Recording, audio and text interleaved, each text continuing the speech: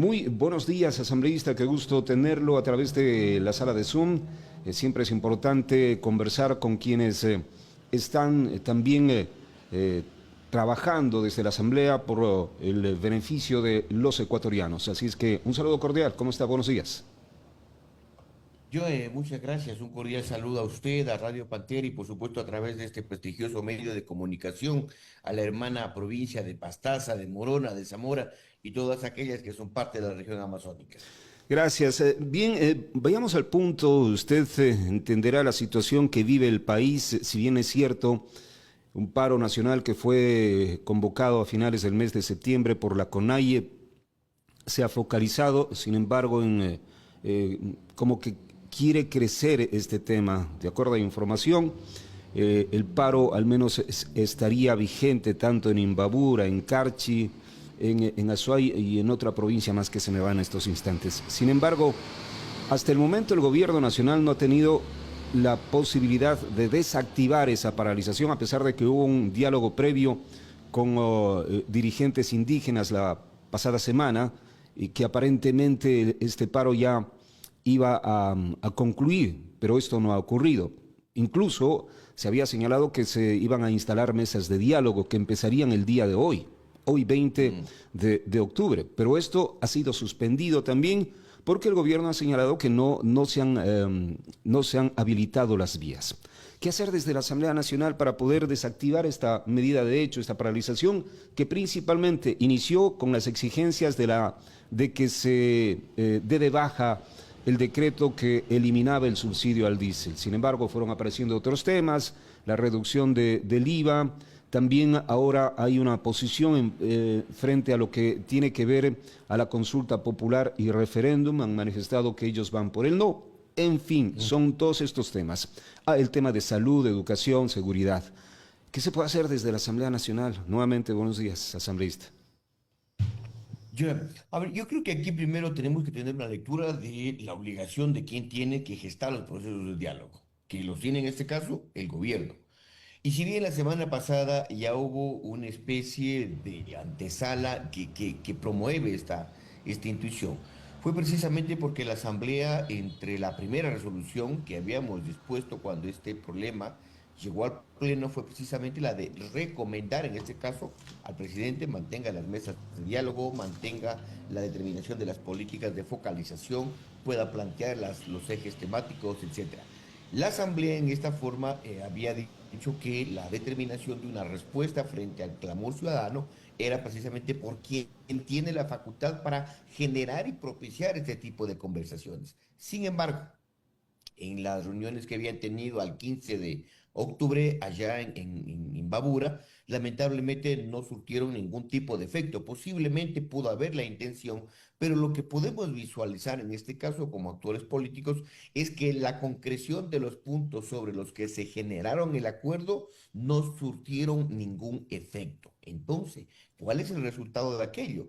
Que cuando para el día de hoy, lunes 20 de octubre, ya se habían generado la instalación de las mesas temáticas para generar estas conversaciones, se habían preestablecido condiciones, las mismas que a decir, en este caso del gobierno a través del Ministerio de Gobierno, se ha indicado pues que no se han cumplido. Por su parte, igual, respecto de quienes actuaron en representación de las organizaciones, también tienen la misma postura. Y sí, el resultado es que ahora tú ves que hay una especie de fortalecimiento de otro tipo de actores. Y hablemos puntualmente en cuanto a Confeñae, ¿no? Que es la organización de nacionalidades, de todas las nacionalidades de la Amazonía, en donde los planteamientos ya van un poco más sectorizados. Y claro, con justa razón en cuanto haga relación a una especie de determinación de políticas que han sido olvidadas para con la Amazonía, y puedes encontrar muchas respecto al cumplimiento de la ley de la Amazonía en cuanto haga relación a la atención preferente y prioritaria para la Amazonía. No la tenemos en cuanto a vialidad, en cuanto a educación, en cuanto a salud, en cuanto a la determinación de una tasa preferencial para los créditos para los amazónicos, en cuanto a la tasa de la dignidad en el consumo eléctrico para los amazónicos no existe. En cuanto al subsidio que se genera para fortalecer el transporte fluvial y el transporte aéreo que existe para la Amazonía, no está determinado el tema de la compensación por el alto costo de la vida que tenemos particularmente en la Amazonía y que está determinado en la ley, no lo tenemos. Y ahora, complementariamente, ya no se especula mucho en relación a un propósito de que se tenga que derogar el decreto 126 por el cual se eliminó el subsidio del combustible, sino que complementariamente a ello, tú ves que el Estado, en este caso el gobierno, está procurando generar una especie de políticas con la finalidad de minimizar el tema de lo que significa el impacto económico en relación a la eliminación del subsidio, pero cuando te propone y te dice en relación a una política para el próximo año 2026 y establecer un salario básico unificado de $650 en relación a los 470, es otra alternativa que han puesto de manifiesto, que lógico, Ujú. todas podrían ser discutibles en la medida que se siente nuevamente a generar este proceso de diálogo. Pero ahí viene la pregunta, quién intermedia para que Correcto, estos dos actores se correcto. sienten a dialogar? Correcto. A ver, yo aquí en primera instancia te digo, la responsabilidad de quien debe tomar la iniciativa y la obligación. No se trata de posturas radicales, extremas, sobre las cuales no se pueda generar las Ujú. conversaciones y se genere, por el contrario, anarquía. Por acá el gobierno y por acá las manifestaciones. No, yo creo que la responsabilidad inicial es del Ejecutivo. Pero cuando tú ves actores como la iglesia, las universidades u otros estamentos académicos que como parte de la sociedad civil quieren servir en este caso como mediadores o sobre quienes se puedan instruir la responsabilidad. La última sesión de pleno, bueno, las últimas más bien dicho, siempre llegaban posturas en los cambios de orden previo a la instalación con el orden normal. Y siempre era apoyar a los agricultores, apoyar a los compañeros que han sido afectados. O sea, todos somos afectados. Pero en la Asamblea Nacional, cuando había yo establecido mi ponencia, era de que no puede establecer en este caso la particularidad de un posicionamiento solo con un lado, sino con las dos posiciones, las dos aristas del problema. ¿Y qué había dicho yo que era indispensable? Cuando se había planteado una resolución que en el fondo es apoyar a en la forma es apoyar a un grupo social, pero en el fondo es decir, estamos de acuerdo con el presidente. Yo creo que no podemos llegar a esos extremos. ¿Qué había dicho? Hagámosla en este caso, pero podemos nosotros como Asamblea Nacional en este caso poder establecer la estructura o la composición de una comisión de la Asamblea que con actores independientes podamos gestar este proceso de conversación. Lamentablemente, al momento de generar la modulación de la resolución, en este caso por parte del compañero Hernán Zapata, que era el ponente de esta resolución, no se dio cabida a lo que había propuesto. Sin embargo, yo he conversado con Pablo Jurado de la hermana provincia de Imbabura, Cristian Benavides, de Carchi, Edwin Jarrín, de Morona, José Nango, de allá de la hermana provincia de Pastaza, y le he dicho, compañeros, nosotros estamos en una posición que podría dar cabida a decir si la posición de ADM es respaldar la posición del presidente, que es lógico, y la posición de RC es generar una oposición posiblemente radical en función de decir que se debe derogar toda política del Estado. Yo creo que no todo es bueno, tampoco no todo es malo. Y por eso nuevamente, inclusive, previo a la instalación de la próxima sesión que tengamos del Pleno, porque no hemos tenido sesión de Pleno desde el día miércoles, jueves, viernes, sábado, domingo, hoy lunes y que en relación a esta próxima sesión podamos poner un cambio de orden en el cual la asamblea que es la que representa en este caso al pueblo, a las diferentes organizaciones políticas, los diferentes pensamientos de la gente en relación a este problema, podamos actuar. Esa es la propuesta que vamos a proponer precisamente como cambio de orden para la próxima sesión del Pleno. Ahora, pero dentro de las peticiones que realiza también, en este caso, la CONAIE, de lo que ya se ha señalado, por ejemplo, el incremento a este sueldo de $650, que es una posición que recién la dieron a conocer el día sábado, me parece, o no, el día de ayer, $650.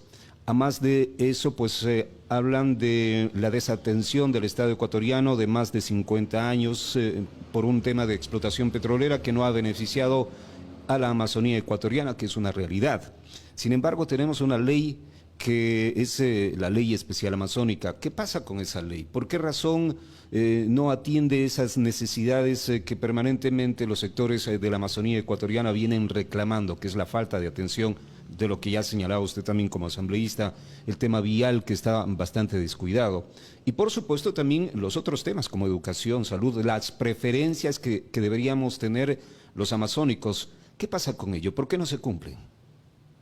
Querido Joel, en esta experiencia como legislador, yo digo, yo tengo siempre convalidado el espíritu amazónico, no únicamente porque lo digan los compañeros Shuar, Quichua, Secoya, Cofán, Agua, todas las nacionalidades que tenemos acá, las 11 nacionalidades que tenemos en la Amazonía, pero cuando tú coges la estructura de la ley de la Amazonía, te vas a dar cuenta que muchos de esos postulados en la práctica no se han cumplido y están solamente como cuestiones declarativas de derechos por el tema de la determinación de prioridad, de preferencia, pero fundamentalmente el de diferencia. ¿Por qué te digo el de diferencia? Porque la norma establece en el artículo 6 de la ley de la Amazonía que el amazónico tiene que ser tratado con diferencia. ¿Por qué con diferencia? Porque no es lo mismo la determinación socioeconómica o la relación en función de lo que significa el costo de la vida de la sierra con el de la costa en relación con el de la Amazonía.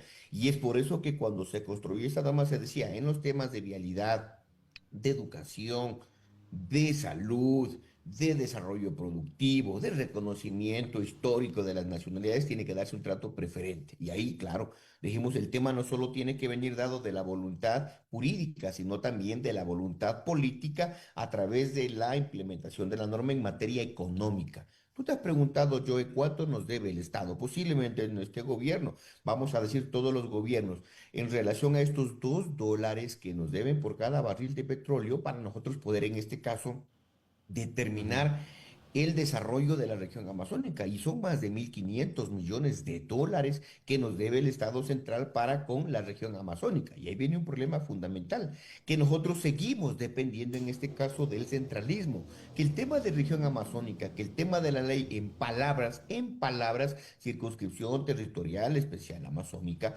no es respetado por parte del gobierno en la asignación de los recursos para que nosotros a través de la implementación de esta Secretaría de la Circunscripción Territorial Amazónica podamos definir nuestro desarrollo. Y yo no quiero un poco dar cuenta o generar una duda respecto de la indisposición del gobierno, pero si algo tienes que legitimar, en este caso de la Confinay, en relación a lo que pasa actualmente, sí, tienen razón. Y no lo tienen razón únicamente porque son las nacionalidades, porque resulta que en todo el país, la región más pobre es la Amazonía de este subgrupo de región. La parte más pobre precisamente son los amigos del campo, los que no tienen oportunidades para acceder a esas mismas condiciones que tiene la costa o la sierra, y resulta un último grupo humano que precisamente son los de nacionalidades, pero ya van a poner el ojo acá en la Amazonía, ya va a visibilizarse la Amazonía cuando vengan las nuevas rondas petroleras en todo lo que, en todo el sector de lo que significa la Amazonía. Entonces, creo que el reclamo en relación, ya o no únicamente en relación a que se derogue o que se pueda consensuar o graduar este decreto 126, también hay una determinación concreta en cuanto a decir cuáles son las políticas que tiene el Estado para con la Amazonía. Cuando nosotros trabajamos en la ley reformatoria, el Código Orgánico Monetario, les había dicho, el artículo 42 de la ley de la Amazonía dice que los amazónicos tenemos derecho a un trato preferente en la accesibilidad crediticia, en plazos, en intereses, en garantías. ¿Por qué no le ponemos eso también en el Código Monetario? Cuando yo presenté la propuesta, yo presenté inclusive para pedir el respaldo de los compañeros de la Amazonía y no respaldaron porque mi intención es de que si esto ya está declarado en la Amazonía, estaban los plazos para que se cumpla dentro de 6 meses y han pasado esos 6 meses y no tenemos. Y quería que vaya en el código monetario y lamentablemente no hubo el respaldo para lograr este propósito. Si tú ves el tema de educación, también ya es un tema que está vencido, ¿no? En relación a la implementación de universidades en las provincias que no tenemos, también no se ha tomado en cuenta. Entonces, si hay una indisposición que tratamos en este caso, y yo les he dicho a los compañeros amazónicos, más que la constitución de un grupo que también es un poco complicado, y te lo digo y que lo sepa la Amazonía, en relación a lo que pasa en el Pleno, se replica con lo que pasa en la Amazonía, porque en el Pleno son RC, ADN y en el medio los independientes. Acá en la Amazonía son 5 ADN, 5 RC y quedamos en este caso 3 de Pachacuti, un independiente de Morona y mi persona como independiente. Entonces sí creo que ahora que existe esta proposición que nace de Confeñae, creo que es importante que nosotros también podamos respaldar e implementar una agenda, una hoja de ruta que en el marco de la fiscalización nos permita decir cómo esta ley nos va a garantizar el cumplimiento de sus postulados. Ahora, volviendo al tema de la paralización, desde la Asamblea, con estos diálogos que también plantea, ¿se podría de a poco ir resolviendo estas posiciones de los sectores principalmente indígenas que están en contra de las políticas actuales del gobierno nacional, principalmente en el tema de la eliminación de subsidios? Por supuesto que sí, yo creo que sí, por supuesto que sí. Tú en relación a muchas particularidades, ¿no? Que puedes encontrar, yo no le voy a dar crédito ni prestigio a quienes puedan actuar como intermediadores dentro de este proceso, pero si alguien estamos llamados a actuar en representación del pueblo, de todos los territorios, de todas las nacionalidades, donde existe esta diversidad de actores políticos, somos precisamente la Asamblea Nacional. Pero siempre insisto en esto, ¿no? Con una visibilización parlamentaria que está polarizada, en este caso quienes trascenderían como para gestar, actuando como moduladores de la intención del gobierno, que en ningún momento se la está cuestionando, pero también respecto de la visión de quienes cómo organizaciones manifiestan no su oposición, sino más bien su revisión, porque tampoco podemos ponernos en posiciones, como digo, radicales, sino que este entendimiento, este diálogo que se pueda articular, sea precisamente pensando en el país y no en posturas radicales ni extremas. Ahora, el gobierno ha señalado, por ejemplo, que dentro de la agenda de diálogo, esto lo señalaba la semana anterior, no entraría el tema de la eliminación del decreto 126, tampoco lo que están también exigiendo los sectores indígenas desde la CONAIE, que se reduzca el IVA del 15 al 12%, que son otro de los puntos, que esto no entraría en el tema de negociación, pero posiblemente otros temas como salud, educación y todo lo demás. ¿Usted considera que es necesario de que se revise el decreto 126, considerando que mucho se ha hablado de que los subsidios definitivamente no le han servido al Estado ecuatoriano, no le ha servido ni siquiera al pueblo ecuatoriano como para mejorar su estatus de vida? Yo creo que cuando tú, más o menos por allá, por el 1998, habíamos iniciado en una fase de dolarización desde la sucretización, siempre se hablaba de que el impacto económico iba a generar en este caso una afectación a la clase social más pobre. Y nació lo que hoy, lo que conocíamos en ese entonces como el bono de desarrollo humano.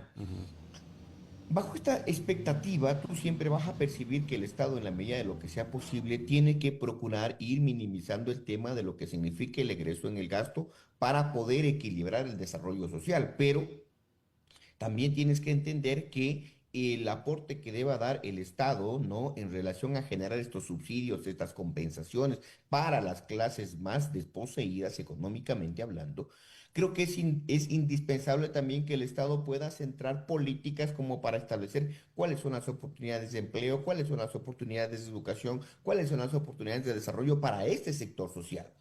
Y en el caso puntual del subsidio al derivado hidrocarburífero, concretamente el diésel, vamos a entender que en efecto esto beneficiaba a todos, posiblemente a los buenos, a aquellos sobre cuál se debe focalizar el tema del subsidio, como a otros que no. Y entre esos otros que no, lógico, ya estaba entendido el tema de quienes generaban el aprovechamiento para propósitos ilícitos que fue el factor fundamental o uno de los componentes por el cual se decía se debe eliminar el subsidio al diésel. Pero también hay que entender que atrás de aquello está el tema del transporte, la movilización de la carga liviana, pesada, el tema del microemprendedor que tiene sus camionetas, sus camiones para generar este proceso de economía, etcétera. Y creo que cuando se implementó este decreto 126, que a muchos nos cogió desprevenidos, yo creo que a muchos actores políticos también del propio gobierno o de la misma línea de ADN, era porque no se generó un proceso previo. Yo creo que el tema de eliminar el subsidio al combustible tipo diésel sí es una buena alternativa, pero es la forma en la que se realiza. En el fondo podemos estar de acuerdo porque redistribuir esos aproximadamente 1.100 a 1.300 millones de dólares, ¿no? Que pueden invertirse en propósitos sociales, sí, por supuesto, y buena parte de eso ojalá venga para la Amazonía, pero es el impacto que esto genera en un solo golpe. Posiblemente este decreto 126 pudo haberse modulado para ir progresivamente generando el tema de la eliminación del subsidio. Creo que hubiera sido mejor, me hubiera parecido que la alternativa para ir progresivamente generando este desfase económico nos hubiera servido de mejor manera. De paso que se podrían generar en este caso los acuerdos previos para su implementación. Lo otro del incremento del IVA del 12 al 15%, recuerda que cuando nació inicialmente era una propuesta para generar más recursos para poder financiar en este caso las actividades operativas de la Seguridad. policía y de la fuerza militar para el tema de seguridad, que ahora y nos aprestamos inclusive a debatir una nueva ley del fondo del fortalecimiento de la policía y de las fuerzas militares en relación a lo que se derogó la ley de solidaridad nacional por parte de la Corte Constitucional. En efecto, trae un poco la inquietud que todo ciudadano, el Parlamento y todos vamos a decir, bueno, ¿qué pasó con todo el rubro económico que se ha generado en relación a la recaudación de este incremento de estos 3 puntos porcentuales al IVA? Para entender un poco cuál es la dinámica por la cual se justificó su inversión. Entonces, yo creo que en estos componentes, cuando las organizaciones le ponen también en el tapete de la discusión el establecer una posible que se elimine estos 3 puntos, tendría que tener un poco de acierto como para justificar el por qué, pero el gobierno es el primer responsable de decir en qué se ha invertido este tipo de recursos para nosotros poder entender, inclusive como parlamento, ¿no? Una posición de aprobación de la nueva ley que posiblemente esta semana o máximo creo que la próxima semana ya estará en el tapete de la discusión. Que lo otro que se plantea en relación a que la Amazonía, yo voy a hablar específicamente de la Amazonía, porque me parece que es una posición racional de la COFNIAE, debe estar respaldada también por una hoja de ruta que nos permita a nosotros saber cómo amazónicos, ¿no? ¿Cuál es el replanteamiento que tendríamos? Inclusive, nosotros lamentablemente no somos una comunidad autónoma o una región autónoma como para establecer nuestro desarrollo, siempre vamos a depender del centralismo, pero si es una oportunidad como para primero plantear qué vamos a hacer con los plazos vencidos en relación a este tratamiento diferenciado que ya está vencido en la ley. ¿Cuál es la política que el Estado ofrece para la región amazónica en relación a poder equilibrar el subdesarrollo que tenemos acá y fundamentalmente cuál es la política para no generar enfrentamientos posteriores? ¿Cuál sería la política que se va a implementar para generar los acuerdos respecto de las nuevas actividades petroleras, actividades mineras que se tienen planeado realizar aquí en la Amazonía? Actividades que al menos el sector indígena ha señalado que no permitirá, que está en contra de la ronda petrolera, incluso de la actividad extractivista minera, que son temas también bastante complejos porque el Estado ecuatoriano de dónde saca recursos económicos para atender un sinnúmero de derechos que se están exigiendo, de dónde podría sacar más recursos para atender las posiciones que plantean también los sectores indígenas. Siempre va a existir este tipo de proposición. Te digo, en la particularidad de la provincia de Sucumbíos, nosotros ni siquiera contamos con una vía adecuada, Ujú. ¿no? No, Lamentablemente. claro, o sea, esa es una realidad, pero el tema iría por ahí, más bien las exigencias de que se atiendan adecuadamente a cada una de las poblaciones, a cada una de las jurisdicciones. Pero si no hay recursos, por ejemplo, si le seguimos diciendo no al extractivismo, no a la minería, sin embargo tenemos minería ilegal que se va llevando todos Sí, los por supuesto. recursos económicos, que más bien debería ingresar al Estado ecuatoriano para precisamente trabajar en aquellos, pues difícilmente el Estado ecuatoriano va a poder resolver todas esas necesidades que tienen, valga la redundancia, los ecuatorianos. Pero la experiencia un poco en relación a lo que ya pactamos, a lo que ya tenemos en la ley, de decir que vamos a tener los $2 por cada Ujú. barril extraído de la tierra no se ha cumplido. Claro, Entonces, por eso digo, ahí viene un tema de exigencia en cambio, un correcto. tema de exigencia, y ahí está el tema también de los asambleístas.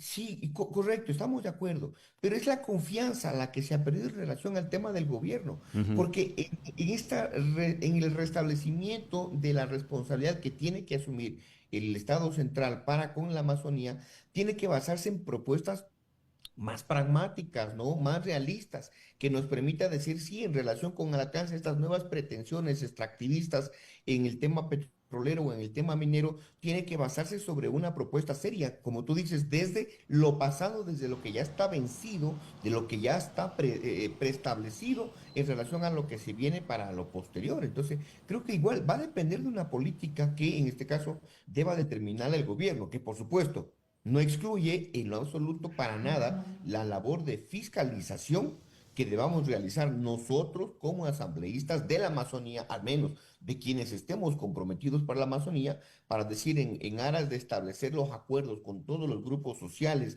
de las nacionalidades y todos quienes generamos actividad de una u otra manera de agricultura, de comercio, de productividad en la Amazonía, podamos ser parte, en este caso, de todo este tipo de entendimientos y de acuerdos en función de preestablecer, en este caso, como digo siempre, el respeto de los derechos de nuestra región amazónica. Muchísimas gracias al asambleísta Juan Gonzaga. Ha sido importante conversar y también conocer la posición de este asambleísta de la provincia de Sucumbíos frente a esta realidad que estamos viviendo los ecuatorianos, una paralización que, si bien es cierto, se ha focalizado en la provincia de Imbabura, sin embargo, causa estragos económicos en todo el país. Seguiremos conversando y pendientes de del accionar de los asambleístas amazónicos, por supuesto, dentro de la asamblea, y aspiremos a que nuevamente se convoquen a las sesiones del Pleno, porque algo que sí preocupa es que no se hayan convocado la pasada semana durante varios días. Así es que esperemos que pase esta semana, asambleísta. Por supuesto que sí, siempre es nuestro deber, es nuestra responsabilidad dar cuenta respecto a nuestras acciones y también, pues, por supuesto, el derecho de la ciudadanía y ustedes, más que nada, como medios de comunicación, a conocer la realidad política. Muchas gracias por la invitación, un cordial saludo a la Amazonía entera.